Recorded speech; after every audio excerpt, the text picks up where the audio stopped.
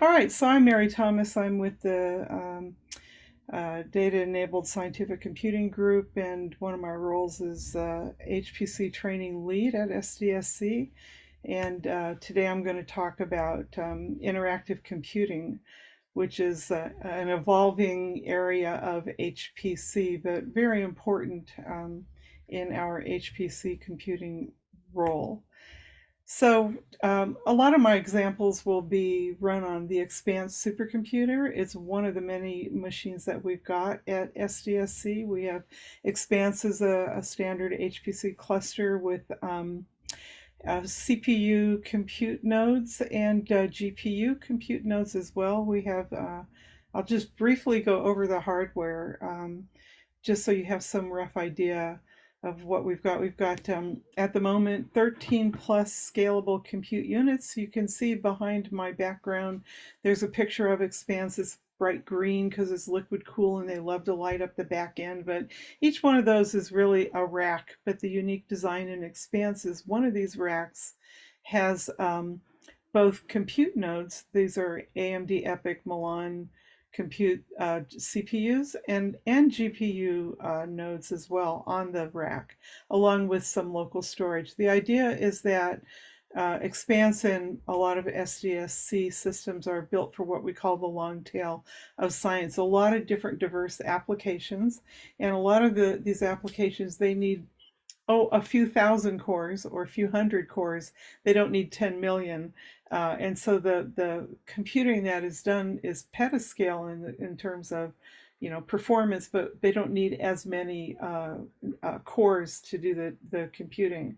And so this is designed for modest scale applications. If you have something larger, then you would go on to a bigger machine where there's thousands and thousands and thousands of nodes, or hundreds of nodes.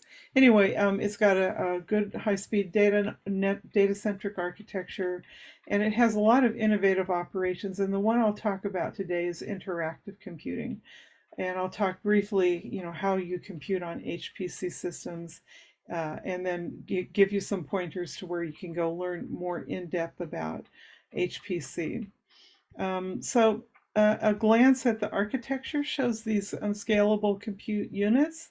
And like I said, we have 13 and it's growing. We have some that have been added over time, but they're all interconnected with a very high-speed internal network that connects each of the nodes to high-performance storage.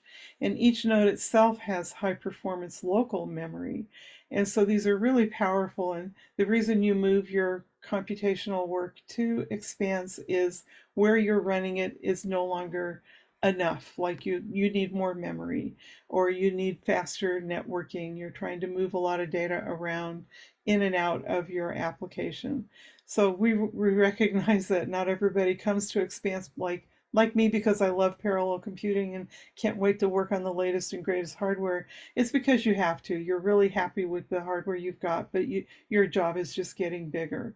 And a little niche area is interactive computing, which is still high performance computing, but your needs are a little bit different. So we'll go into the subtle differences between regular, what we call batch computing, and interactive. So high performance computing, this is a brief outline of what we'll talk about today. We'll introduce you to the concept of batch computing, which is how we run our big jobs and why that's relevant to interactive computing, and then define interactive computing from the HPC point of view. And then we'll talk about how do you access an HPC node so you can do interactive computing. And then go through some application examples of what we're currently supporting on SDSC Expanse mainly resources. So when you run jobs on supercomputers or even on your laptops, you can do amazing applications. But typically you go to a supercomputing when your job is really, really big, has large memory per node requirements. And I'll go through some of those differences briefly, but you can do amazing work, but it does take a lot of work to get things configured. But classic high performance computing is big data, fast high-speed network requirements, large computational work that takes days, weeks, months, depending on the system you're running it on. So the motivation is to get to a solution more quickly, HPC resources are used both for critical science in the area of astronomy, astrophysics, but also for COVID computations. During the time of COVID, our systems were reserved and used primarily for drug design during the early days of COVID, and also for disaster response, for predicting hurricane paths and things like that. So you need these supercomputers for these kinds of jobs. And the good news is you can run these big jobs, but the bad news is you have to run them on an HPC cluster, and they can be complicated. With the clusters, this little diagram here shows a user sitting at their laptop accessing some entry point, what we call the login node, to a cluster which has a large number of computing nodes. Those racks and on the racks are computing nodes. And this is where you run your job in parallel. But the challenge is knowing how to get in, run things, get onto the login node. And then there's always some controlling hardware and software that helps you pick or helps your job get assigned to one of these computing nodes. So you can run your jobs, you can log in and run jobs on the command line interface. You can run clients like PyTorch, and you can use the batch queuing system, which would be running on this little box here, to help you pick the nodes. If there's 13 nodes and 13 racks and 700 nodes, you're not well qualified to pick it, but the scheduling system is. So we use these quite heavily, and those are called batch jobs. Jobs can use anything from 1 core to 1,000 nodes and everything in between. And so for very large jobs, these schedulers are required, and we recognize it's not trivial. So we have entire webinars devoted to batch computing, for example. So you can run jobs in a couple of ways. The main ways are what we call a batch job, which is run in the background. You submit a request to that little server box, and it sets up your job, and eventually it finds what you need. Did you need 16 cores, or did you need 256 or 1024? It will set up things so that eventually when it finds that those resources, your job will run. And that's sort of in the background. You submit a request and you wait for it to get done, or interactively, which is what we're going to talk about today, like running MATLAB interactively to analyze some data you've generated from a bigger job. And so you can go in through the terminal shell. You can access, this is a cartoon of the system with multiple jobs running on compute nodes and some kind of scheduling system in here. You can run a lot of the applications I'll talk to about today on our portal, so you can also access the system that way. And you can run interactive jobs like a Jupyter Notebook. So next we'll talk about batch computing, but Cindy, are there any questions in the chat at this point? None at this time. Okay. So what's a batch job scheduler and how are they used? Any HPC system, which is a cluster of machines, needs a way to share the resources fairly, like I mentioned. And batch queuing systems are usually just called a batch system, and that's what they're designed to do. And they have several key features. They have a scheduler. When you get into the grocery store and you go to one store where they have 8 registers and you have to pick a line and get in that line, and what if you pick the one that goes real slow? You're watching the other lines go real fast and you think, if only I could have gotten in that faster queue. Right, in the grocery store, you get in a line in a queue, as opposed to another store where they have a wraparound and you get in the queue and you know that you're just going to get to the front of the line eventually. So queuing systems work the same on HPC systems. You can log on to Expanse and there can be 400 users running online just trying to get their jobs ready to go. And you look at the queuing system and there can be 5,000 jobs in the queuing system. So it's beyond your ability or interest to try and figure out, well, when can I grab a node and which node am I going to run on? It will decide. You just get in the queue. The scheduler looks at the characteristics of your queue, of your job, and figures out which queue are you asking to go into, and then what are the requirements of your job, and it will help pick the resources for you. But that all gets done in the background. You can submit your job and go off and get a cup of coffee, come back and see is it running or not, and if it's running, then you can look at your results. And so that's the understanding of how the batch job concept works. The idea is to minimize time between the jobs. From the system perspective, we want to use the resources as much as possible. And so the idea is to minimize the time, optimize CPU utilization. If somebody's not using an entire node and all the cores on a node, see if you can backfill some jobs into the rest of the cores. So maximize job throughput, and support running these jobs automatically in the background. That's the biggest thing the batch scheduler does for you, and then it finalizes jobs. And we do have a webinar on batch job computing and other topics I'll be addressing, so I'll show you where to go to look and find those when the talk is over. So simple batch scheduler architecture. There's you, the user, you're logging onto a login node, and the login node is special. It's not a compute node. It's got hundreds of other users on it. A lot of times the users are trying to compile and move files. You're not supposed to run applications on the login node, and we try to enforce that as much as possible. To run the job on the batch queuing system, you need what we call a job script. It's basically a Unix shell script. If you don't know Unix, then you're going to want to go learn some Unix, and we have links to tutorials on that. And inside the job script, you describe information about the job, the name of the job, where it's located, how long you think it should run, how many nodes or cores you want to use, etc. And once that job script, you submit that script, it gets read by the queuing system. It converts that to a submitted job in the job queue. And when the resource becomes available, your job will start running. And the scheduler, also will launch your job for you across all the nodes and resources that you need. And I'm going into the detail on this because in the interactive computing scenario, you will submit a request to get one of these nodes so you can log on to it directly and work on it. When normally, if you're submitting a job to the batch queue, the nodes get assigned, the cores get assigned, your job runs, you check it later on and it's done, or it's had a problem and you debug it. With the interactive computing scenario, if you get assigned a node, you can log on to it. In any scenario where you've been assigned a compute node, you are allowed to log on to it. All right, so batch schedulers all work about the same. There's many different flavors. They range from some free open source ones, but on a system like Expanse, we usually have more advanced schedulers. And what we work with is the Slurm Resource Manager. Slurm stands for Simple Linux Utility Resource Management. And yes, if you've watched Futurama, it was somewhat named after the Slurm drink in Futurama, just in case you like to know little stories like that.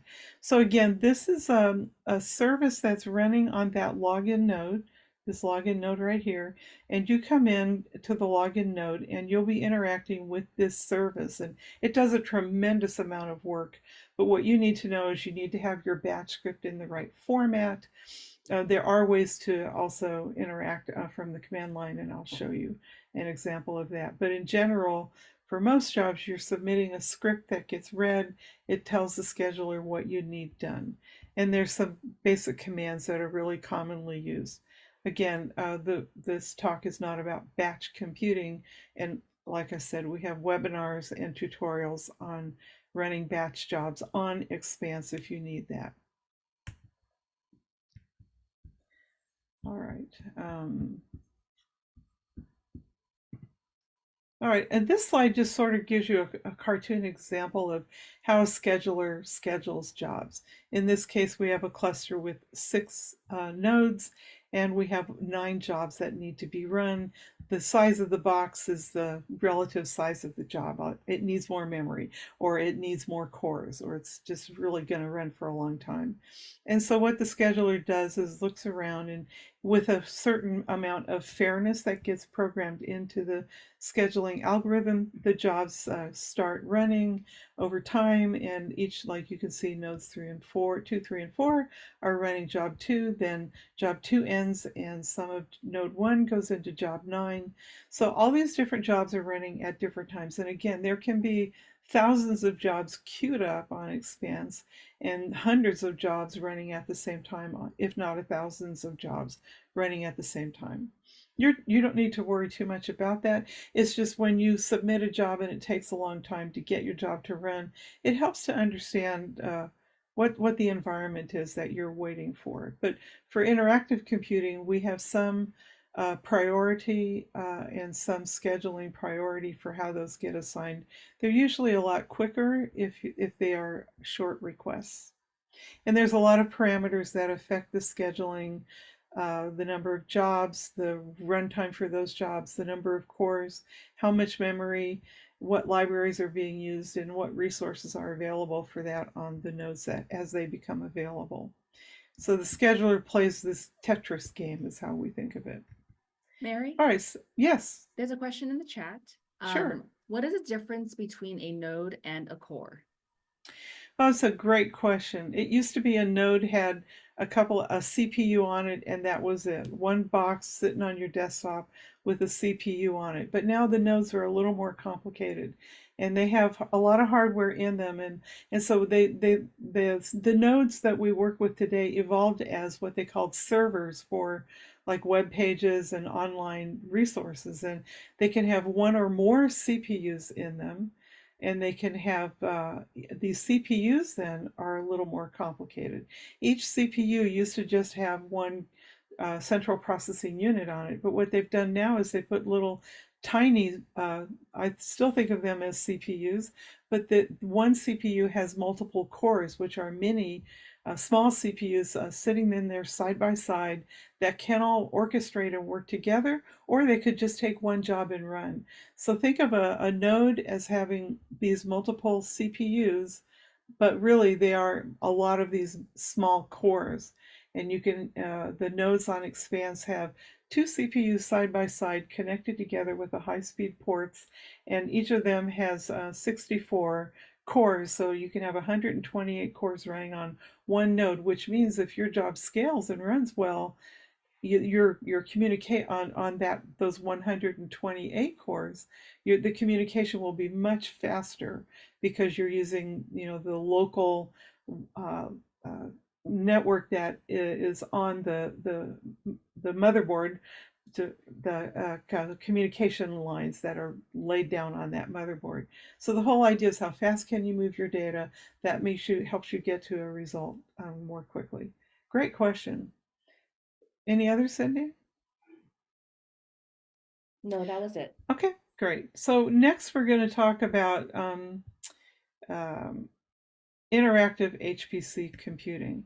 So in computer science, interactive computing refers to any software that's I'm interacting with my computer right now by running Microsoft PowerPoint and displaying it through Zoom. All of that is interacting with your computer. So from a computer scientist's point of view, anything you type on the keyboard is interactive, and the letter you type when you're working in Word, or the arrow I'm using that's interacting with a computer, my laptop, it interacts with the computer through Zoom, and then Zoom interacts with your computer. So that's all interactive computing. But when you do interactive high performance computing, HPC means the requirements are really, really high end computing. First of all, it's real time user inputs. Working on an application running on one or more compute nodes. Instead of running in that background batch mode where you submit the job to the scheduler and it launches the job for you, the job finishes, it wraps things up and moves your data where you instruct it through that batch script commands. You're actually interacting with your application. The most familiar modern concept for interactive computing is Jupyter notebooks. But when you add in, because in Jupyter Notebook, you go in and you can run math commands, you can run different packages, you can visualize data. Notebooks are awesome. But when you put high performance computing in there, then the requirements become much greater. Not only are you working on higher speed systems, there's more of them, the networks are complicated, and you need to get allocated that node. You can't get on it any day you want or any moment like you can your laptop. So the requirements become really really important. And the reason your motivations might be data exploration, visualization. Like if you have a job that generated a petabyte of data, that's not going to fit on your laptop. And if you try and move it through the network at 300 megabits per second, it's going to take a long time to move your data in and out. So you get to a point where you can't run your visualization on your laptop. You need to run your job or get your data onto a system where it can handle large data. And that's where interactive HPC computing comes from. So you're working within applications that work and utilize the resources on the cluster. So again, the user inputs can be as simple as working on the command line or using a GUI like Notebooks, MATLAB, and RStudio. And as new ones come along, we work with our community to get those running as well. What we ask is you don't run these on the command line, on the login node, excuse me. Get an interactive node and do your visualizations over there. And the actions performed on these compute nodes are a result of your interactive, real-time interactive. Mary? Yes, Oh, sorry, there's a question in the chat. sure. Um, what is the relation between interactive HPC computing and human computer interface? Well, that's a really good question. So, human-computer interfaces is a cognitive science kind of research area. Right now, I am working with an application called PowerPoint, and there's a particular information interface that I'm using, and I have to learn how to use it, but it works well for me, a human being. Fortran library, you could say it has a human-computer interface because I'm not using OS level commands. We put in a library of commands that are readable and interpretable by humans. So when you write a computer program, that program is using a language you recognize, like Fortran, C, Python. But when it gets compiled at the end of the day, the binary code is using OS level commands like move 10 bits from register 1297566 to this other register. It's real low level. So human computer interfaces are interfaces designed to help you work with a computer more easily and more fluidly. I hope that answers the question. So real-time interactions, human-computer interfaces, right? My laptop is an HCI that allows me to, at the end of the day, get a job running on these multiple nodes on the computer. And usually it's done in the background. The job gets scheduled by Slurm. And then from my laptop, if I'm going to have a direct connection, I have to have secure connection. We don't allow insecure connections to our systems, as you might imagine. That's pretty important to us. So real-time user interactions, your inputs end up performing a task on an HPC node for the context of this presentation. And the job of the Slurm scheduler is to find a node that's available for you to use while you're doing your real-time interactions. We do limit interactive compute node assignment to 2 hours. And that's just because the practical use, our systems are so heavily used that there's a user community agreement that 2 hours is enough for real-time user interactions. Mary, we have another question. Uh-huh. If the interaction of the user, if the interaction of the user with the HPC nodes is in real time, does that mean that a particular node or nodes are allocated to the user and locked in for that user to use during that session? Or are allocations of compute resources decided based on the user's program's requirements in real time? I'm going to answer yes to both of those. To the first part of the question, for whether or not if you're doing interactive computing or batch job computing, once the Slurm scheduler or any scheduler assigns a node to your job for the time that you're allowed to use that node and it's assigned to you, you're the only one literally who can log on, right? You're the only one who can use that job. There's no other jobs running on that node unless you're doing shared node and the cores assigned to you belong to you. And so whether you're doing interactive computing or not, when you log on to that interactive node, and you can access it from an Expanse login or from your laptop, but you have to have the SSH set up. But you can log directly on and see that there's nobody else on that but you, and only your jobs are allowed to run on it. On the second one, the scheduler determines what's available, when it's available, and makes decisions, and then assigns the nodes to your job, whether it's batch or interactive. But once you get that assigned, it's yours for the time you asked for it. Even if you log off early, it might still be assigned to you. If you ask for 5 hours, you'll get those for 5 hours for a batch job. So for motivation, you might need more memory, you might have too much data, and your network might be too slow. So, I've kind of talked about this in general, but an example I like to cite is bioinformatics. They have FASTQ files. FASTQ data sets are about 500 megabits, and this is like from scanning DNA sequences. So you would need, like, to run it on my laptop, I'd need 360 seconds to upload one run, and I might have hundreds of them. So if you're running your data and it's on Expanse, you can move your data obviously a lot faster. So I want to get moving along to interact examples. So the methods and applications. You'll interact with the data after the job is done. You might use the batch job to run the job. It generates, like I said, a terabyte or petabytes of data. Those get stored on a local high-speed file system called Lester. And we have webinars on the data management. You can go find those. And then if you interact with the data, then you could use Unix commands like just, is my file there? How big is it? What time was it written? And you can grep for a little bit of information. You can cat the file contents from this batch job or look at the raw data. And I'll talk about that example, like NetCDF allows you to browse your data if it's formatted in that way.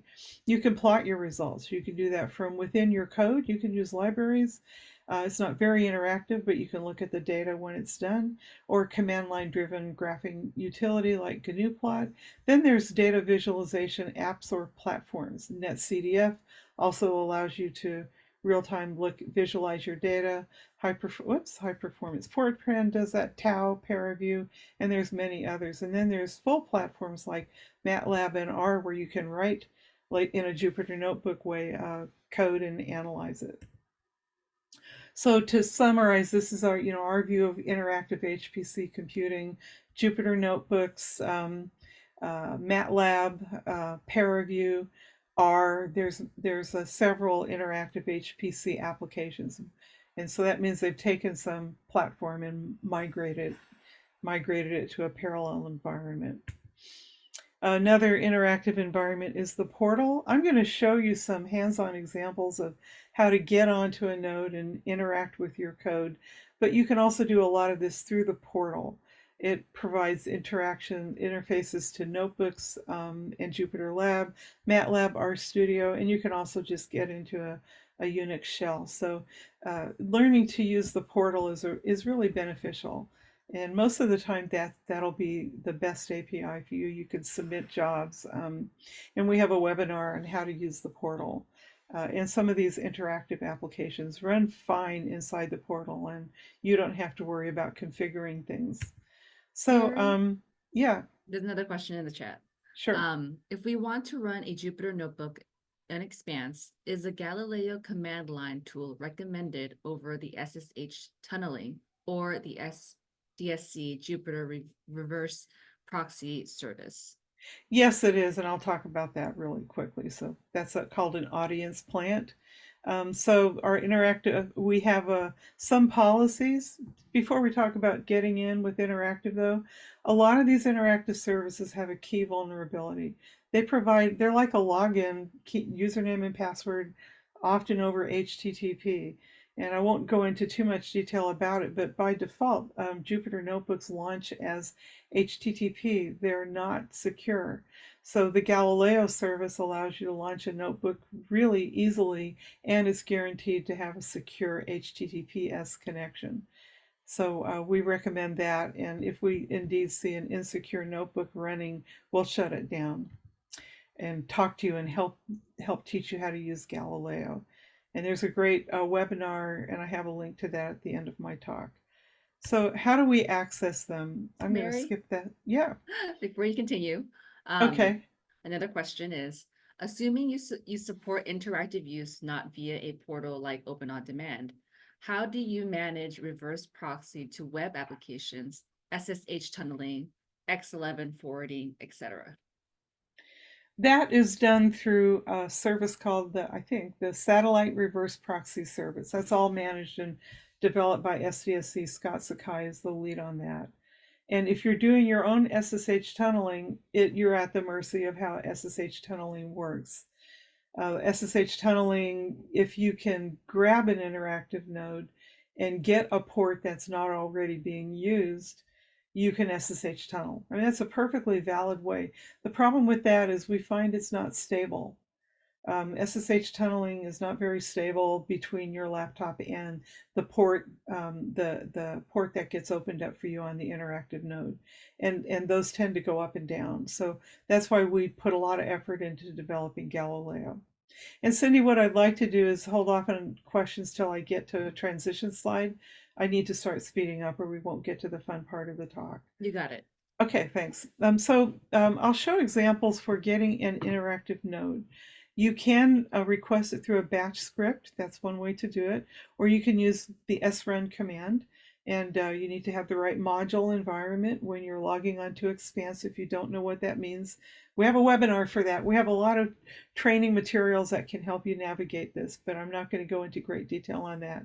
So the srun command will you have to tell it what partition. Debug is quick but limited to 30 minutes, and you have to give it a valid account, how many nodes and tasks you want to run, the memory you need, how long you want it to run, and you can do CPU or GPU.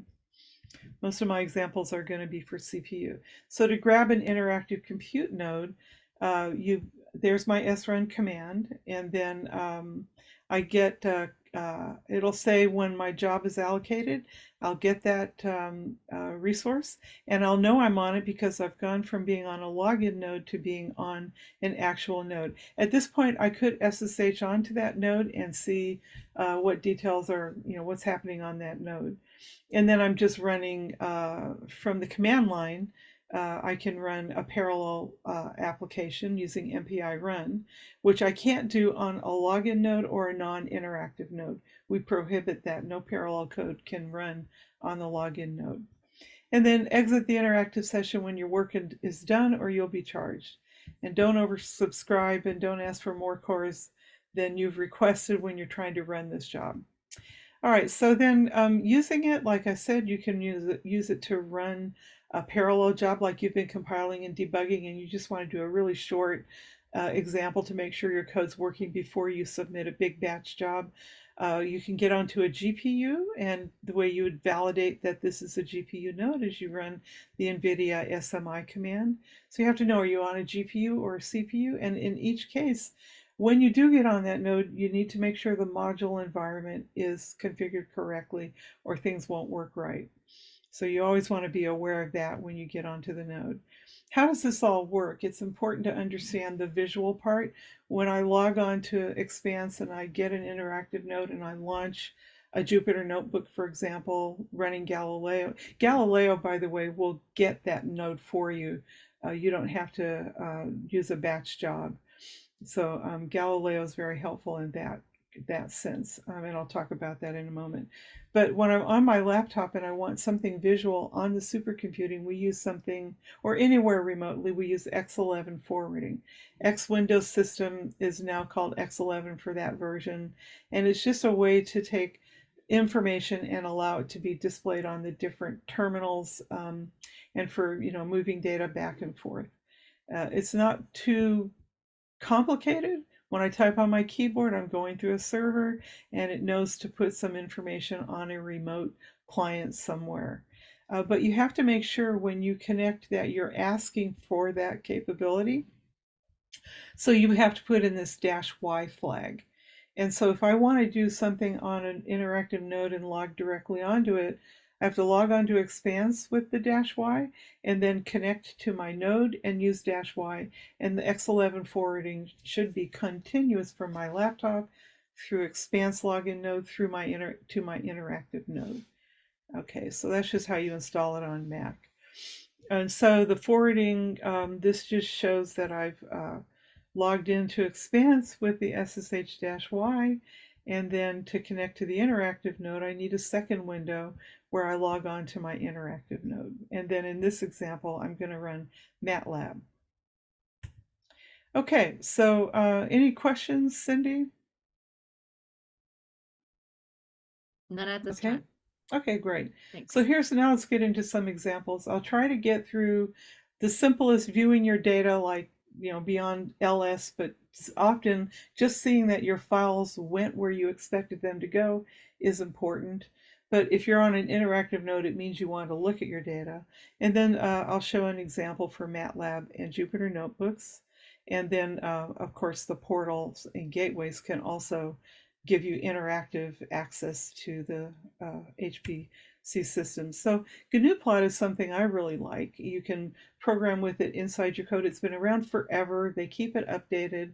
But in this simple example, I loaded the CPU and a GCC compiler, and I loaded GNU-plot, made sure I had it available, and then I run GNU-plot. It put me into a command line, and I say plot sine of x, and up comes a simple plot. This example is the login node, but we want you really to run that on an interactive node. So I need to fix the GNU plot slide. Let me make a note to self.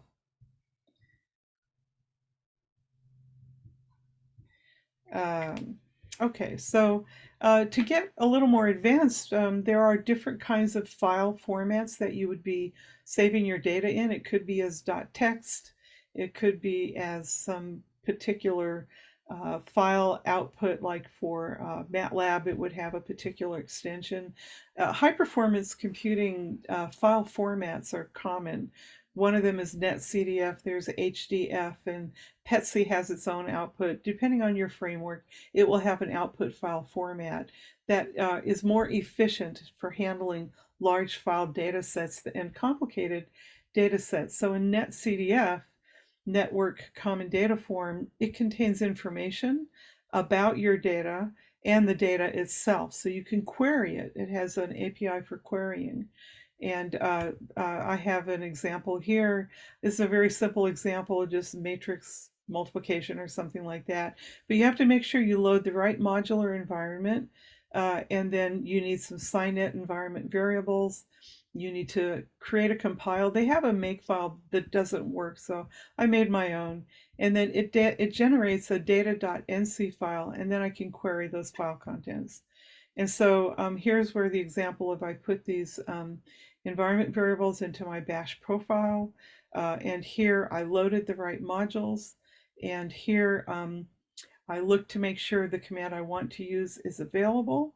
And I want to run ncdump to look at the data and ncview to visualize it.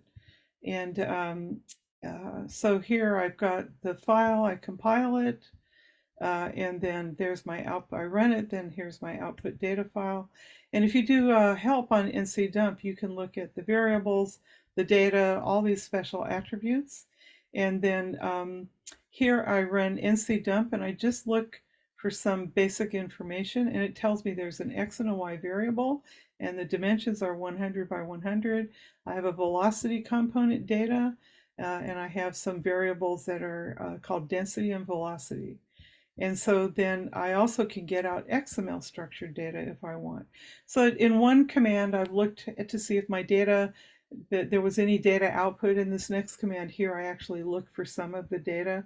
So you can kind of query your data without having to move it off the system. You can just view it wherever it's stored, wherever you put it. And it's very quick and simple to run. And now you can visualize it with NCView. And in this example, I'm plotting the density. And a very advanced visualizer, and it's pretty common, open source, something worth looking at. Any quick questions on NetCDF, Cindy? No. All right, so the next example will be MATLAB. And so for MATLAB, a lot of people are familiar with it. I requested a login node. I made sure to load the right modules. This took a bit of work to find the right combination. And so you may have to do some work. And if you have trouble with that, reach out for any of this, reach out to SDSC Consulting. They're very helpful and have a lot of information. I made sure I had my modules, and then once they were loaded, and I'm on the interactive node, I typed out MATLAB, and up comes the MATLAB command line environment. And I tried to do a plot, and because I didn't do the X11 forwarding properly, I couldn't plot. I can do everything else. So what happens is when you run srun and you get connected to a node, you're on that node, but it doesn't do X11 forwarding properly. You could add it as an argument, but it doesn't always work.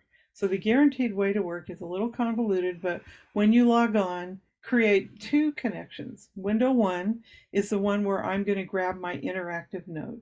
And once I get that, I just leave it alone. And window 2 is where I'll actually run MATLAB. I'll go on with SSH-Y to that login node, that interactive node. I'm logged on. Then I load my environment, build the right modules, and then I can run MATLAB. The next slide shows MATLAB launches, and it's running on my interactive node, and I did a simple plot. So it's the same with R and very similar with Jupyter Notebooks. And so once you figure out this little trick here, and once you figure out for whatever application you want to run, if it's going to be visual, whether it's ParaView or R or Jupyter Notebooks, once you get the right modules, then you can launch your applications. Okay, so it's a bit of a formula, a little convoluted tracking all of this, but that's the way I did it with MATLAB.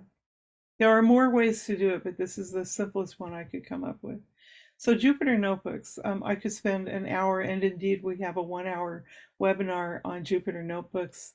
I think you're all mostly familiar with them. They're wonderful. The reason I love them is when you go into the notebook, you are inside your code. You're not just analyzing data that you already wrote. You're inside dynamically interacting with your code, and that's really fun. So there's different Jupyter services. Again, they are not secure by default. So we've come up with a way to make a secure proxy. If you're on your laptop and you're running Anaconda and you launch a notebook, it's okay if it's HTTP because you're just on your laptop. But if you're trying to launch a laptop on a remote computer and your connection between your laptop and that remote service is HTTP, you're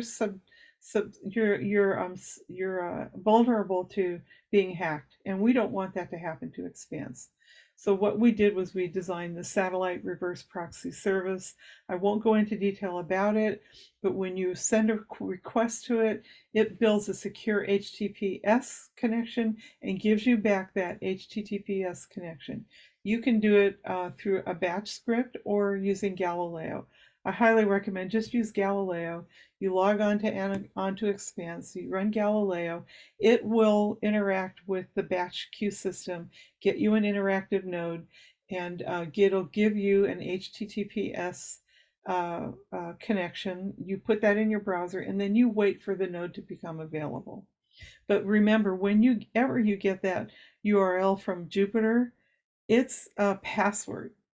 You have to be really careful. Don't leave it open, or somebody could come in and start hacking your data or your system. In this example, so again, the SRPS it runs on all of our systems, and it's the piece that makes that secure connection for you. It's fantastic software. Galileo is used it's been developed by Marty. He leads that development, and it can handle all kinds of arguments for you to run on the command line. You log on to Expanse. You don't need to grab an interactive node. It does that for you. So let's just get right in, and here's an example. If I'm on the login node, I need to make sure that Galileo is in my path. You could do it on the command line, or you could put it in your bash script or whatever startup script you use. And if you do help, it will tell you all of the arguments that it accepts. There are some that are minimal, that like you have to provide an account, and it calls a script. It is a script that, like I said, once it'll parse everything, and once everything looks good, grab and get a secure URL for you, and also submit a request to the batch service to get you an interactive node. When that node's available, up will come your notebook, or your Jupyter notebook or Jupyter Lab interface to your account on the system expands. So in simple steps, you find out, do I have Galileo? No, now I do. I'm running Galileo with an example here. That account is not a valid one. You have to put yours in. And this one is going to CPU, and it starts up. I snipped out a bunch of information. It prints out everything you asked on, making sure the variables are good. And then here is my interesting, colorful HTTPS connection. Part of the obfuscation of the URL is to use some random words that are based on a randomization algorithm Scott developed. And so I can look to see, while I'm waiting, is my job running? And here I'm still pending, and then the job is now launched when I see the running. And so then I can go and look at the URL. While all that's happening, we print out the status of the request in the satellite reverse proxy service. When all 4 balls are green, you know it's running. And here's the example of getting a job, and up comes a hello world in some example scripts that I've got. You can totally navigate through your folders on Expanse if you need to. If you want to tell Galileo where to start, you can pass the directory that you want it to launch and find at the beginning. But at this point, you're now running Jupyter Notebooks on, for this example, a single interactive node. And so the idea is you can pull in data, you can use more memory. Instead of the 8 gigabytes on my laptop, I can run my job on 60 gigabytes or whatever I need. I think 256 gigabytes per node is the memory on each Expanse node. And GPU is similar. This example should work for all of you. And these, by the way, these commands you can find these on Marty's Galileo page, and also in the Expanse user guide. Again, here's a Expanse. The notebook is launched on GPU. How do I know? In real time, I run the NVIDIA SMI command, and I can see, yes, I am. If that failed, you would go, uh-oh, I didn't get a GPU, I got a CPU. And we do have a collection of example notebooks that you can find here. And very quickly, the Expanse user portal is available. And I'll show you that just really quickly. I'm not going to do any demos, but it will, without having to go through all the open 2 windows and get on the node and launch MATLAB and load the module environments. The portal uses Galileo to get you your node, so it takes care of all that for you. And it will launch MATLAB and RStudio and Jupyter Notebooks for you on Expanse. You can also use it to build jobs, look at your allocations. It's a very advanced system. I highly encourage you to use it if you can.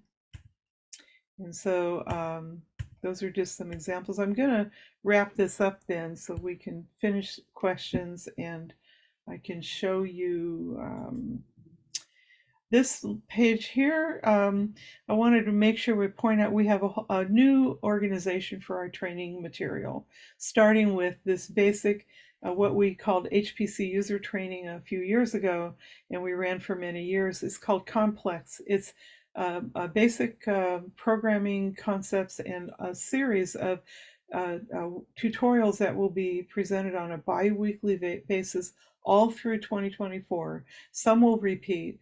but it's a introductory level material. So we already have a few of these up and ready to go. You can log in, and they come with a 1 hour webinar and then a half-hour Q&A interactive session for these. So I wanted people to know about that. And then I thought I had a login to the Expanse portal, but I don't. But we are running out of time, so we have a few minutes for questions. Are there any questions? Mary, I do see on the first tab that you have an Expanse portal dashboard on this current browser you're showing. Is that the? Oh, thank you. You're Yes, welcome. there's the Expanse portal. Thank you, Cindy. Yeah, of course. Again, we can launch a request for MATLAB, and you can log into this with your Access user ID. I'm not going to, live demos always fail, but we'll see if this eventually, I have to get something assigned. It's queued up, and we'll see if it comes through while we're asking questions. Thank you for coming. Happy Happy holidays. holidays. Take care, everybody.